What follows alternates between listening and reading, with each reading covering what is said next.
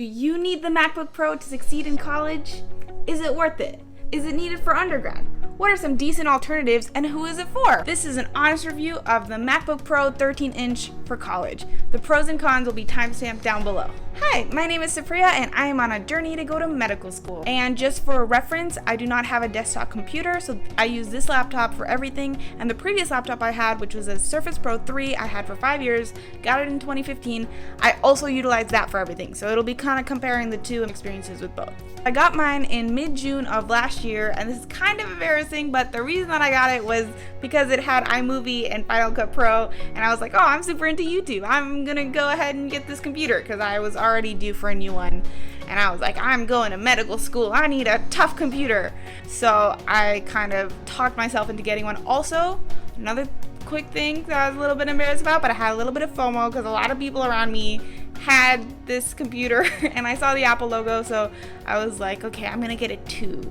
Alright, so the biggest con I think is pretty obvious, but it is an exorbitant amount of money. It was $1,200 for this laptop, and it's never just the base fee that you see because you need like RAM and like storage and the Apple Care. In addition to that, this specific one only has 2 ports. They all only have Thunderbolt ports, so you need this dongle thing to be able to put anything in it. So I put this dongle in. This bad boy cost me $70, and this doesn't even have the Ethernet port or multiple USB ports. It's just one of each. So mine was around $1,200. And for reference, my old computer, a Surface Pro 3, which I utilized a whole lot and it was actually really great in college, I had it for 3 years, was at this point it's $600. So it's half the price.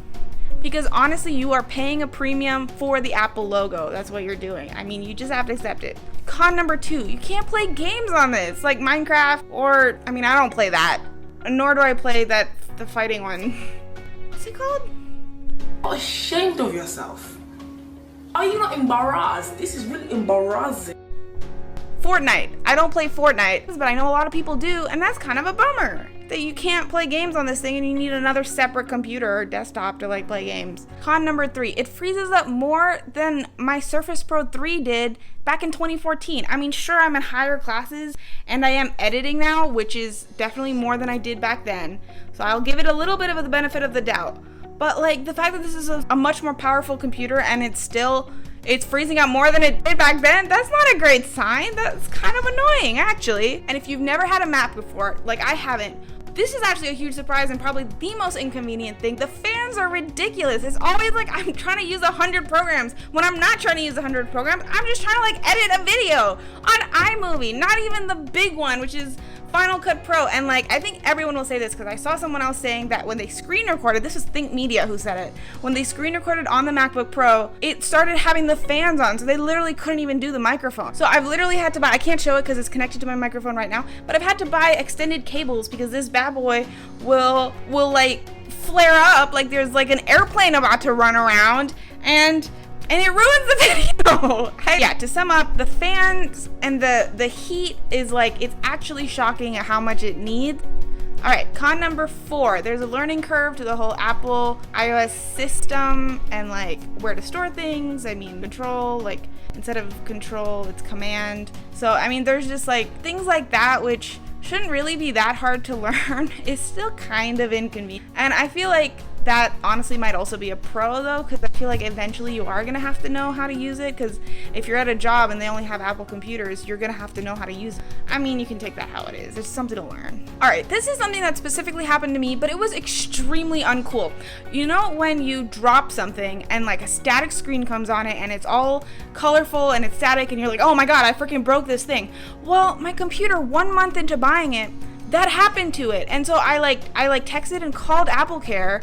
And I was like, hey, I mean, it works fine now, but like, just like 20 minutes ago, it went crazy. Like, it actually did. The lady literally told me, she said, oh, it might do that sometimes. If it's running just fine now, then you should be fine. And if it happens again in the next month, then call us and we'll try to work something out. And it didn't happen again. It never happened again. But what kind of sign is that? And I feel like this is uncool to say because it's just one experience, but it's my experience and it's true. So I am going to post about it because it's the truth.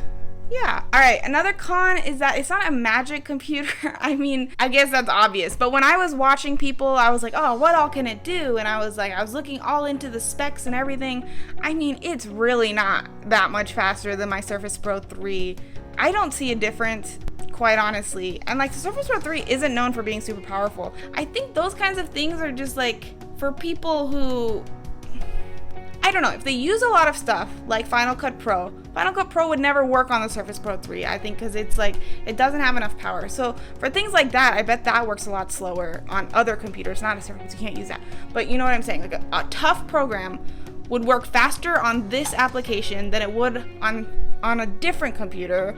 But for normal college level things, it definitely works the same. Word opens up the same, the internet works the same, like it's, can't really see a difference. Now, I'm not like super negative on Apple or anything. I honestly think their iPad is fantastic. iPad Pro, iPad 13 or whatever. My school gave me one for free. Those fantastic. Highly recommend you get that. Super good price. It's freaking awesome. And I probably won't make a video on it, but honestly, you should just go get that one because it's great for taking notes. All right, this one can be a pro and a con, but once you're in, it's really hard to get out. Safari makes it so that it saves all of your passwords, it transfers everything to your other devices, iPhone, iPad.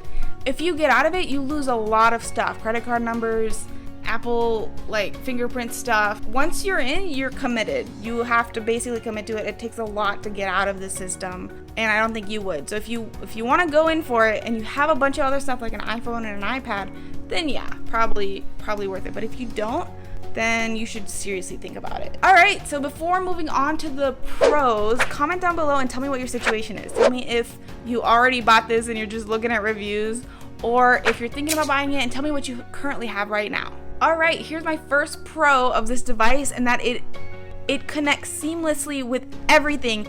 And that is literally like such a time saver. It's so convenient.